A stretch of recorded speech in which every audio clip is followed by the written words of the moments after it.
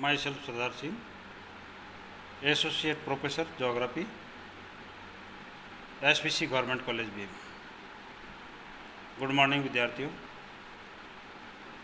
आज आपका चैप्टर होगा BA part first paper second. Topic का नाम है डिटर्मिनिज्म इन ज्योग्राफी। भूगोल में, मानव भूगोल में निश्चयवाद की अवधारणा। विद्यार्थियों, निश्चयवाद से हमारा तात्पर्य प्राकृतिक तत्वों की प्रधानता से है, अर्थात पृथ्वी तल पर प्राकृतिक तत्व सर्वोपरि है और मनुष्य उनके अधीन रह करके अपने क्रियाकलापों को करता है। इस विचारधारा को निश्चयवाद कहा जाता है। इसे प्राकृतिक पर्यावरण की विचारधारा भी कहा जाता है।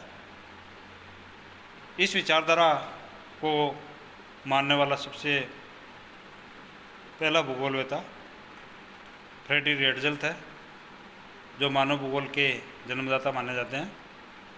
उन्होंने अपनी एंथ्रोपोलॉजी ज्योग्राफी बुक्स के अंदर सबसे पहले इसका जिक्र किया था। फिर उनकी मृत्यु के पश्चात उनकी शिष्या कुमारी सैंपल ने भी उनके विचारों से प्रभावित होकर के पर्यावरणीय तत्वों को सर्वोपरि माना। उसके पश्चात अनेक विद्वानों ने इस विचारधारा को अडॉप्ट किया।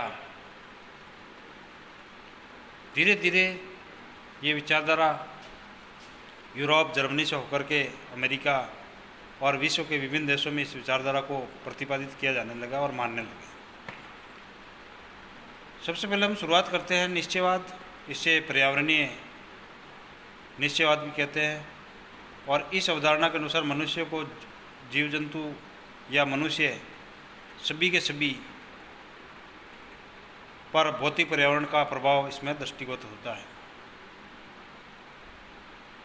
इसमें सबसे पहले ग्रीक विद्वानों ने प्राकृतिक तत्वों के प्रभाव को स्वीकार किया और अरस्तु ने अपनी पुस्तक राजनीति विज्ञान में लिखा कि यूरोप के ठंडे प्रदेशों के जो निवासी है बड़े बहादुर होते हैं, किंतु विचारों और तकनीकी में, कौशल में उनमें कमी पाई जाती है। तो इसका सीधा सीधा रीजन पर्यावरणीय तत्वों को माना है। फिर उसके पश्चात विद्यार्थियों, सबसे पहले पर्यावरणीय निश्चयवाद का जो जन्म है उसका विकास जर्मनी में हुआ और उसके प्रमुख प्रतिपादक जर्मन भूगोलवेता और मानव भूगोल के जन्मदाता फ्रेडरिक रेटजेल को जाता है।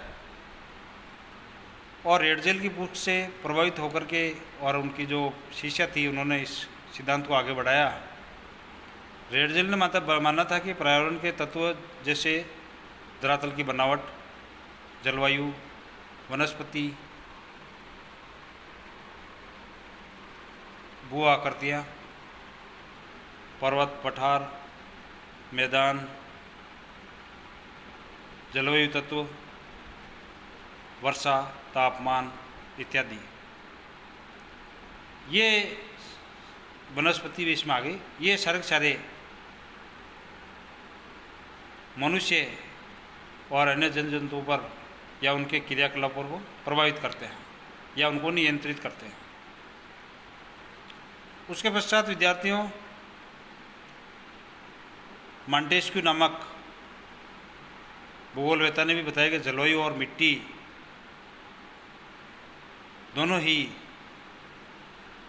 दोनों को ही मानव चरित्र का निर्माता उन्होंने बताया। हिप्पोक्रेटस नामक विद्वान ने 420 ईसा पूर्व एयर, वाटर एंड प्लेस में अपने पर्यावरणीय प्रभावों को स्पष्ट करते हुए बताया कि यूरोपीय लोगों द्वारा एशिया पर किए गए आक्रमण का प्रमुख कारण यूरोप की कठोर और परिवर्तनशील जलवायु। पर्यावरणीय निश्चयवाद की अवधारणा को पुनः पुष्ट करने के लिए कार्ल रिटर और हम्बोल्ट नामक विद्वानों ने भी इस पर प्रकाश डाला।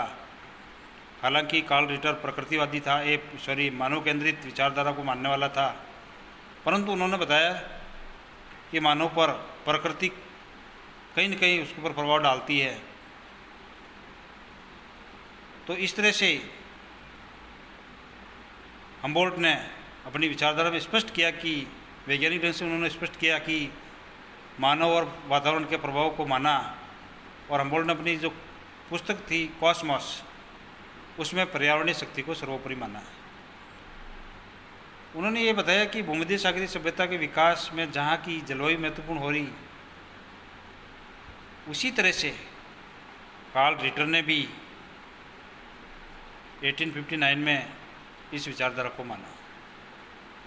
उनसे प्रभावित होकर के चार्ल्स डार्विन की पुस्तक जीवों की उत्पत्ति प्रकाशित हुई, जिसमें जीवों के विकास और पर्यावरण को घनिष्ठ से संबंध को बताया। और उनके अनुसार मानव समाज का विकास प्राकृतिक वातावरण के आधार पर हुआ है। इस तरह से डार्विन के विचारों में भी प्रकृति या प्राकृतिक पर्यावरण के विचारों का बोध होता है।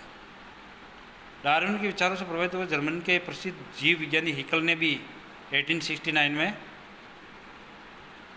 पर्यावरणीय तत्वों को महत्व दिया।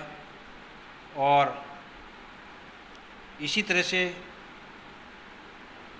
प्रसिद्ध भूगोलवेता डिमोलिस ने भी अपनी प्रसिद्ध पुस्तक सामाजिक भूगोल में पर्यावरणीय शक्तियों को सर्वाधिक महत्वपूर्ण रूप से स्वीकार किया। फिर विद्यार्थियों, इस तरह से विभिन्न भूगोलवेताओं ने इसको प्राकृतिक तत्वों को स्वीकार करते हैं, जिनमें फ्रेडरिक लिपले का नाम भी आता है। और इस फ्रांसीसी की समाजशास्त्री ने बताया कि लोग स्थान कार्य लोग के माध्यम से समाज पर पर्यावरण के प्रभाव को समझाए, जिसका अभिप्राय ये था कि किसी स्थान का वातावरण उस प्रदेश में किए जाने वाले कार्य के प्रकार को निर्धारित करता है। फिर विद्यार्थियों, William Morris Davis, Ellen Churchill, Semple, Ellsworth Huntington नामक तीनों अमेरिकी भूगोलवेताओं ने पर्यावरणीय निश्चयवाद की संकल्पनाओं को अधिक सशक्त किया। और प्रसिद्ध भू आकृति वैज्ञानिक डेविस ने तो मानव को प्रकृति से संयोजित करने का प्रयास भी किया। उन्होंने बताया कि मानवीय तत्वों पर भौतिक तत्वों का नियंत्रण और प्रभुत्व होता है। इस तरह से पर्यावरण संकल्पवाद की जो अवधारणा है विद्यार्थियों 1911 में चरमोत्कर्ष पर पहुंच गई, जब फ्रेडरिक रेडजल को शिष्य अमेरिकी भूगोलवेता एलन चर्चिल सैंपल ने अपनी पुस्तक भौगोलिक वातावरण के प्रभाव इन्फ्लुएंसेज ऑफ जोग्राफिकल एनवायरनमेंट का प्रकाशन किया, तो सैंपल ने रेडजल के एंथ्रोपोजियोग्राफी नामक ग्रंथ से प्रभावित होकर के उस विचारधारा को मद्देनजर रखते हुए अपनी पुस्तक लिखी थी। सैंपल महोदय ने बताया कि वातावरणीय निश्चयवाद के सिद्धांत का समर्थन बताया कि मनुष्य पृथ्वी तल की उपज है, man is the product of earth surface. और सैंपल ने इस कथन को पूर्ण रूप से मनुष्य पर वातावरण के नियंत्रण तथा प्रभाव को बताते हुए लिखा था। फिर विद्यार्थियों, कुमारी सैंपल ने पर्यावरण के प्रभाव को 4 भागों में विभक्त किया। पहला जो प्रभाव था शारीरिक प्रभाव, इसके द्वारा मनुष्य के शारीर प्रभावित होते हैं। और इन प्रभावों में स्थान विशेष की समुद्र तल से ऊंचाई और प्राकृतिक स्थिति और जलवायु प्रमुख है। मानसिक प्रभाव, इसके द्वारा धर्म, साहित्य, संस्कृति, भाषा, भावनाएं और विचार प्रभावित होते हैं। आर्थिक और सामाजिक प्रभाव, ये प्रभाव प्राकृतिक वातावरण की संपन्नता और निर्धनता पर निर्भर करता है। यदि वातावरण में प्राकृतिक संसाधनों में प्रचुरता है तो वहाँ समाज उन्नत होगा और अधिक विकसित होगा। फिर मानवीय गतिविधियों पर प्रभाव, जलवायु परिवर्तन का प्रभाव आर्थिक साधनों पर पड़ा, जिससे मानवीय गति प्रभावित होती है और इस तरह से वह स्थान परिवर्तन कर लेता है। इस तरह से विद्यार्थियों, किरचॉफ महोदय ने भी सैंपल की तरह वातावरण प्रभावों का समर्थन किया और उन्होंने अपनी पुस्तक मैन एंड अर्थ में लिखा कि जंगलों और समुद्र तटीय भागों में रहने वाले लोग अनेकश्वरवादी होते हैं और एकेश्वरवादिता रेगिस्तानी भागों की सर्वाधिक स्वाभाविक उपज है। अर्थात बेसाल्ट की चट्टानें वाले क्षेत्रों के निवासी प्रायः अधर्मी और दुस्साहसी होते हैं।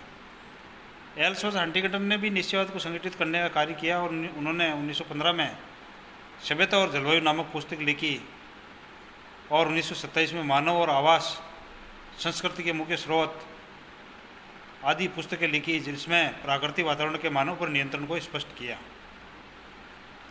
इस तरह से निश्चयवादी विचारधारा विद्यार्थियों 20वीं शताब्दी के आरंभिक 20 वर्षों तक पर्याप्त प्रभाव में रहा, किंतु उसके उपरांत भूगोलवेत्ताओं द्वारा निश्चयवाद पर आक्षेप किया गया, जिसके अनुसार मानव पर्यावरण यानी पर्यावरण मानव को प्रभावित करता है, किंतु मनुष्य भी पर्यावरण में परिवर्तन करता रहता है।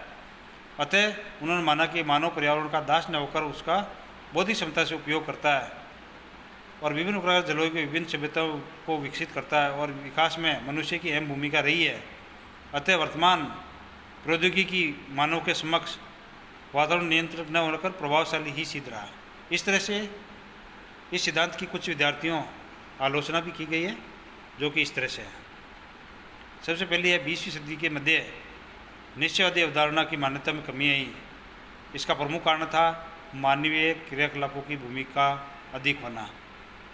20वीं सदी के प्रथम दशक में रेडजेल और सैंपल द्वारा भी स्वीकार किया गया कि मानव पर प्रकृति का पूर्ण नियंत्रण नहीं होकर के उसका केवल प्रभाव है।